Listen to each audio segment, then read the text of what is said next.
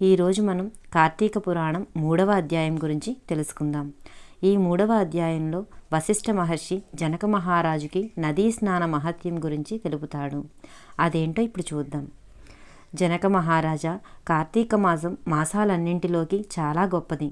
ఈ మాసంలో శాస్త్రం చెప్పిన స్నాన దాన ఉపవాస వ్రతాదులను చేయని వారు అనేక నీచమైన జన్మలను ఎత్తుతారు అనుంది. కనీసం కార్తీక పూర్ణిమ నాడైనా స్నానదాన జపాదులను చేయడం ముక్తిప్రదం. ఈ విషయాన్ని తెలియజేసే కథ ఒకటి చెబుతాను, శ్రద్ధగా వినండి అని చెబుతాడు. ఓ రాజర్షి, పూర్వం తత్వనిష్ఠుడనే సద్ధర్మచార పరాయణుడు ఉండేవాడు. అతడు తీర్థయాత్రలు చేయాలనే కోరికతో బయలుదేరి సమస్త తీర్థాలలో స్నాన సంధ్య వందనాది విధులను ఆచరించాడు. అలా ప్రయాణిస్తున్న తత్వనిష్ఠుడు గోదావరి నదీ తీరానికి చేరుకున్నాడు. ఆ తీర ప్రాంతంలోనే ఉన్న ఎత్తైన మర్రిచెట్టు కొమ్మల్లో నివసిస్తున్న 3 బ్రహ్మరాక్షసులు తత్వనిష్ఠుణ్ణి చూశారు. నల్లని శరీరాలతో, నిప్పు కణాల్లాగా మండుతున్న కళ్ళతో, పదునైన గోళ్లతో, పొడవైన కోరలతో, నిక్కబొడుచుకున్న వెంట్రుకలతో భయంకరంగా ఉన్న ఆ 3 బ్రహ్మరాక్షసులు తన వైపుకే రావడంతో తత్వనిష్ఠుడు భయంతో వణికిపోతున్నాడు. దిక్కుతోచని తత్వనిష్ఠుడు శ్రీమన్నారాయణ్ణి తలుచుకుంటాడు. ఆర్తితో నిన్ను ప్రార్థించిన గజేంద్రుడిని, ద్రౌపదిని, ప్రహ్లాదుడిని కాపాడిన దయాసముద్రుడివైన నిన్నే శరణు వేడుతున్నాను, కాపాడి రక్షించు దామోదర అంటూ గొంతెత్తి ప్రార్థిస్తూ మొరపెట్టుకున్నాడు. తత్వనిష్ఠుడు చేస్తున్న హరినామస్మరణ విన్న బ్రహ్మరాక్షసులు అతడి మీదకి పరుగులు తీయడం ఆపేశారు. ఆ 3కి జ్ఞానోదయం అయ్యింది. అప్పటి వరకు తాము చేసిన చెడ్డ పనులను తలుచుకుని దుఃఖిస్తూ తత్వనిష్ఠునితో, ఓ మహానుభావ, నిన్ను చూడటం వలన, నువ్వు చేసిన శ్రీహరినామాన్ని వినడం వలన మా పాపాలు హరించుకుపోయి మాకు కనివిప్పు కలిగింది.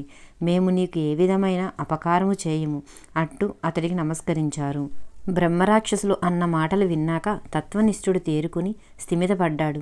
వాళ్లతో, మీరు ఎవరు? మీ మాటలు వింటుంటే మీరు చాలా మంచివాళ్ళు, బుద్ధిమంతులు అనిపిస్తోంది. మీకు సంబంధించిన వివరాలు చెప్పమని అడిగాడు. ఆ 3 రాక్షసుల్లో ఒకడు తత్వనిష్ఠుడితో, పూజనీయుడా, నేను ద్రావిడ దేశపు బ్రాహ్మణుడిని. పండితుడనే గర్వంతో యుక్తాయుక్త విచక్షణను కోల్పోయి అందరినీ అవమానిస్తూ ఉండేవాడిని. దౌర్జన్యంగా ధన కనక వస్తు వాహనాలను అపహరిస్తూ దుర్వ్యసనాలకు అలవాటు పడి భార్యా బిడ్డలను, ప్రజలను కూడా బాధించేవాడిని. ఒక రోజున ఒక విప్రుడు పట్నానికి వెళ్ళి కార్తీక దామోదరుని పూజకు అవసరమైన వస్తువులను కొని తన గ్రామానికి తిరిగి వెళ్తూ మా ఇంట్లో బస చేశాడు. నేను అతడిని అనేక విధాలుగా నిందించి అతడి వద్ద ఉన్న సామాన్లను తీసుకున్నది చాలక కొట్టి తరిమేశాను. ఆ విప్రుడు నన్ను కోపగించుకొని, ఓరి దుర్మార్గుడా, చెడ్డగా బ్రతకడమే నిత్యమైనదని, సత్యమైనదని ప్రవర్తిస్తూ పూజా సామాన్లను కూడా చూడకుండా నన్ను కొట్టి హింసించి వాటిని సంగ్రహించావు. నువ్వు చేసిన ఆ దుర్మార్గానికి నువ్వు బ్రహ్మరాక్షసుడివై పడి ఉండమని ఆ విప్రుడు నన్ను శపించాడు. విప్రుడి పాదాల మీద పడి శాప విమోచనం కొరకు ప్రార్థించాను. గోదావరి నదీ తీరాన మర్రి చెట్టు కొమ్మలను పట్టుకొని ఉన్న నిన్ను ఒక విప్రుడు అనుగ్రహించి ఉద్ధరిస్తాడని శాప విమోచనం చెప్పాడు. అతడు చెప్పిన ఆ మహానీయుడు నువ్వే కనుక నన్ను అనుగ్రహించి నన్ను శాపభారం నుండి విముక్తి చెయ్యి అని తత్వనిష్ఠుణ్ణి ప్రార్థించాడు. ఇంతలో 2వ బ్రహ్మరాక్షసుడు తత్వనిష్ఠుని దగ్గరకు వచ్చి, మహానుభావ, నేను ద్రవిడ దేశస్థుడను. మందరము నా స్వగ్రామము. నేను ఆ గ్రామానికి అధికారిని. చమత్కారపూరితమైన మాటలు మాట్లాడడంలో నేర్పు కలిగిన నేను అనేక మందిని మోసం చేసి వారి వద్ద నుండి ధనాన్ని, నగలను తీసుకునేవాడిని. నాకు తెలిసి ఎవ్వరికీ ఏనాడు పట్టెడన్నం పెట్టలేదు, పూచిక పుల్ల దానం చేయలేదు.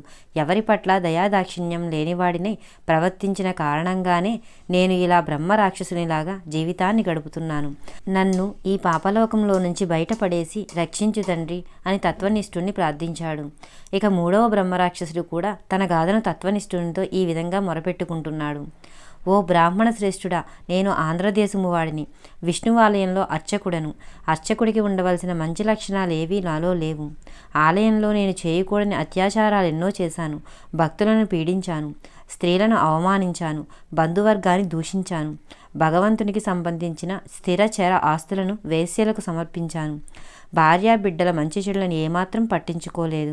వారి పట్ల ఏనాడూ శ్రద్ధ చూపలేదు. ఆలయంలో భగవంతునికి చేయవలసిన నిత్య నైమిత్తిక కార్యకలాపాలను, ఉత్సవాలను, ఆరాధనలను అశ్రద్ధతో నిర్లక్ష్యం చేశాను.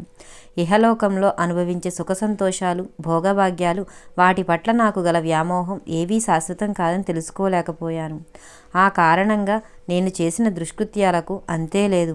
కొంతకాలానికి క్రమంగా ప్రజలకు నా దురాగతాలు తెలిసాయి. వాళ్ళ ఆగ్రహానికి గురయ్యాను. నేను అన్యాయంగా సంపాదించిన సంపదలు కొన్ని తరిగిపోయినాయి, కొన్ని తొలగిపోయినాయి. ఊరివారు నన్ను తరిమి తరిమి కొట్టారు. అడవుల వెంబడి పడి ఆకులు అలములు తింటూ కాలం గడిపాను. కొంతకాలానికి ప్రాణాలు పోగొట్టుకున్నాను. నరకానికి వెళ్ళి అక్కడ పడరాని పాట్లు పడ్డాను. ఆ తర్వాత ఎన్నో నీచమైన జన్మలను ఎత్తాను. చివరకు ఈ బ్రహ్మరాక్షస రూపాన్ని పొందాను. కనుక ఈ బాధల నుండి నన్ను రక్షించగలవాడివి నువ్వే. నిన్ను చూసి చూడగానే నాకు గత జన్మ స్మృతి కలిగింది. మాకు ఈ బ్రహ్మరాక్షస జన్మల నుండి ముక్తిని కలిగించు అని ప్రార్థించాడు. బ్రహ్మరాక్షసులారా, మీ జీవిత గాథలు బాధలు పూర్తిగా తెలిసాయి. మీరు ఎంత దుర్మార్గంగా ప్రవర్తించినా ప్రస్తుతం పడుతున్న పశ్చాత్తాపం కారణంగా పరమ పునీతులైనారు. హరినామాన్ని వినగానే మీకు గత జన్మలు గుర్తుకు వచ్చాయి. మీకు ఇక మీదట ఈ రాక్షస జన్మలు తొలగిపోతాయి.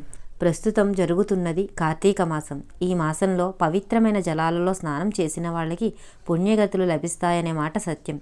కనుక మీరు కూడా నా వెంట రండి అంటూ వాళ్ళని వెంట పెట్టుకుని గోదావరి నదికి వెళ్ళి తనతో పాటు వారిని గోదావరి పవిత్ర స్నానం చేయించాడు. తాను కూడా భక్తి ప్రవత్తులతో నదీ స్నానం చేసి శుచి అయినాడు. దానివలన తనకు కలిగిన ఫలితాన్ని ఆ బ్రహ్మ రాక్షసులకు దారపోశాడు. అంతే, ఆ క్షణంలోనే వారికి గల ఆ రాక్షస జన్మలు అంతమైనాయి. అంతరిక్షంలో నుంచి దివ్యమైన పుష్పక విమానం వచ్చి వాళ్ళ ముగ్గురిని ఎక్కించుకొని కైలాసానికి తీసుకుని వెళ్ళింది. ఆ విధంగా ఆ బ్రహ్మరాక్షసులు ముగ్గురు ముక్తిని పొందుతారు. పరోపకారః పుణ్యాయ పాపాయ పరపీడనం అనే వ్యాసమహర్షి సూక్తిని గుర్తు చేస్తుంది వీరి చరిత్ర.